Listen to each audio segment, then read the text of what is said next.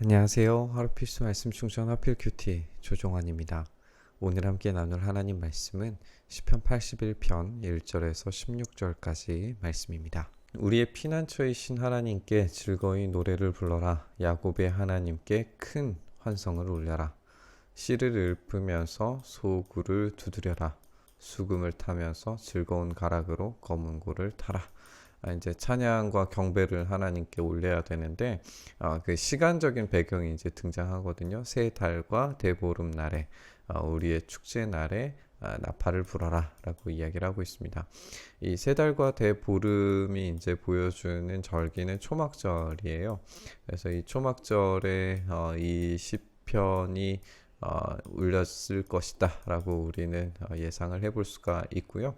이 초막절 이 축제날의 메시지를 우리가 생각을 해보면 결국에 이 초막절이라고 하는 것이 하나님께서 이집트에서 출애굽을 시키셨을 때에 그 광야에서 초막을 짓고 살았을 때를 기억하는 절기이잖아요. 그리고 그곳 가운데에서 광야에서도 먹을 것과 마실 것을 제공하시는 하나님에 대한 이야기를 기억하는 절기가 이 초막절입니다. 그래서 그 메시지를 우리가 좀 생각하면서 이 본문을 읽어보면 될 것 같아요.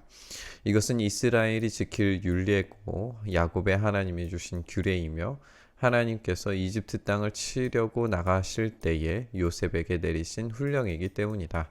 나는 내가 알지 못하던 한 소리를 들었다. 주님께서 말씀하셨다.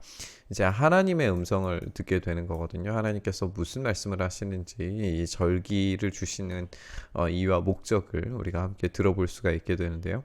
내가 네 어깨에서 짐을 벗겨주고 내 손에서 무거운 광주리를 내려놓게 하였다. 너희가 고난 가운데 부르짖을 때에 내가 건져주고 천둥치는 먹구름 속에서 내가 대답하였고 무리바 물가에서는 내가 너를 시험하기도 하였다.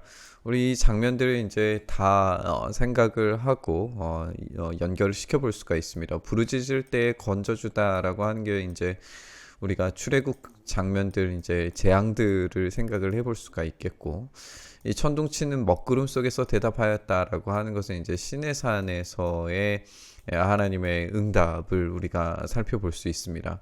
그리고 이 무리바 물가에서 시험하였다는 것은 이제 이 물이 없어서 목말라 죽겠다라고 원망하는 그 사람들을 하나님께서 시험하셨다라고 이렇게 나오고 있습니다. 그러니까 이 광야는 단지 출애굽을 위한 어디로부터의 출애굽이 아니라 무엇을 위한 출애굽이었는가를 질문하게 된다는 걸 우리 계속해서 살펴볼 수가 있죠. 물론 이제 출애굽 자체는 고통받는 애굽에서의 탈출이지만 그 목적은 하나님을 예배하고 섬기기 위함이라는 걸 우리가 알고 있어요. 그렇기 때문에 이 물을 제공하시는 분, 식량을 제공하시는 분이 오로지 하나님뿐이시라고 하는 그런 목적의 이 분명함이, 확고함이 이들에게 있었어야 됐어요. 그것을 이제 시험하셨던 것이고, 그렇게 제공하시는 하나님만을 온전히 예배해야 된다는 것이 오늘 이 시편의 주제이기도 할 겁니다. 내 백성아 들어라, 내가 너에게 경고하겠다. 이스라엘아 나는 내가 내 말을 듣기를 바란다 라고 하면서 이제 이 어조 자체가 좀 달라져요. 이 6절과 7절에서는 하나님께서 어떤 일을 하셨는가에 대한 이야기를 나누고 있다면 이 8절부터 나오는 본문에서는 하나님의 경고를 보여주고 있습니다. 너희 가운데 다른 신을 두지 말며 이방신에게 절하지 말아라. 우리 십계명에 있는 내용이기도 하죠. 나는 너희를 이집트 땅에서 이끌어낸 주 너희의 하나님이다. 너희의 입을 크게 벌려라. 내가 마음껏 먹여주겠다 하였으나 여기까지 이제 하나님께서 명령하시고 말씀하신 것이었는데 내 백성은 내 말을 듣지 않고 이스라엘은 내 뜻을 따르지 않았다라고 이야기를 하면서 이 불순종에 대한 이야기를 하고 있습니다. 이 듣지 않고 뜻을 따르지 않음으로써 생겨나는 그 문제는 뭐냐면 이 나의 백성 이스라엘이 내 말을 듣기만 했어도 내가 가라는 길로 가기만 했어도 원수를 굴복시키고 그 대적을 쳤을 텐데 그것에 실패했다는 거죠.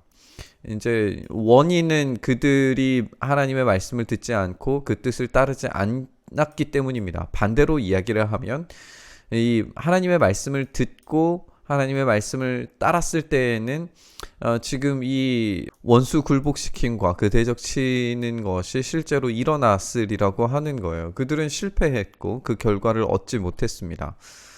나를 미워하는 자들은 그들 앞에서 무릎을 꿇었을 것이고 이것이 그들의 영원한 운명이 되었을 것이다 라고 이야기를 하시면서 그들이 하나님의 말씀을 듣는 것, 그 길로 따라가는 것, 이것이 얼마나 중요한 일인가를 말씀하고 계세요. 그리고 나는 기름진 밀 곡식으로 너희를 먹일 것이었고 바위에서 따낸 꿀로 너희를 배부르게 했을 것이다 라고 이야기를 하시면서 이 초막절에 하나님께서 제공하시는 음식이 무엇이었을까를 우리가 이제 생각을 해보게 되는 거예요. 그들은 이 이스라엘 가나안 땅을 정복함으로 인하여서 그들의 땅에서 나는 소출과 그리고 그 젖과 꿀이 흐르는 그 땅에서의 풍요로움과 풍성함을 누릴 수 있었어야 되는데 그들은 그 기름진 밀곡식이나 바위에서 따낸 꿀을 얻지 못했고 그들은 기근에 빠지고 말았다는 것을 우리가 읽게 되는 겁니다. 그래서 오늘 본문의 메시지는 명확합니다. 하나님의 뜻을 따라 순종하고 그 길을 걸어가면 하나님께서 그 모든 것들을 책임져 주시고 채우시고 배부르게 먹이시는 분이시라는 것을 우리가 알 수 있습니다. 하지만 그 길을 따르지 않고 그 뜻을 순종하지 않았을 때에 그들은 실패하고 여전히 그 무리바 시험 가운데 놓여져서 하나님만을 예배하는 그 삶에 실패할 수밖에 없다는 것을 우리에게 알려주고 있습니다.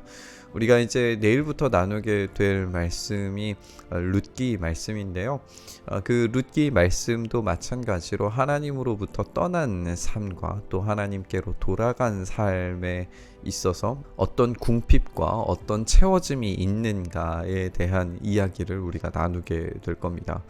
오늘 이 말씀 함께 묵상하면서 우리의 공허를, 우리의 배고픔을, 굶주림을 채워주시는 분, 우리의 일용할 양식을 주시는 분, 우리의 모든 것을 책임져 주시는 분이 오로지 하나님뿐이시라는 사실을 다시 기억하면서 오직 주님께서 우리의 삶을 가득 채워주시기를 바라면서 우리의 삶이 다시 하나님의 말씀 앞에 그 길 가운데 순종하는 삶으로 나아갈 수 있게 해달라고 다시 한번 결단하며 기도의 자리로 나아갔으면 좋겠습니다.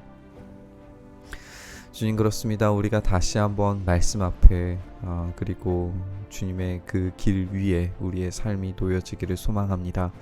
우리의 삶을 붙들어 주셔서 우리의 삶을 이끌어 주셔서 우리가 주님께서 말씀하신 그 말씀에 순종하고 그 길에 온전히 돌이켜 따라갔을 때에 주님께서 풍성하게 책임져 주시고 부어주시는 그 은혜를 누릴 수 있게 하여 주시옵소서. 이렇게 우리의 삶에 일하셔서 풍성한 것들 채워주시기를 간절히 소망하며 우리 주님 예수 그리스도의 이름으로 기도드리옵나이다. 아멘.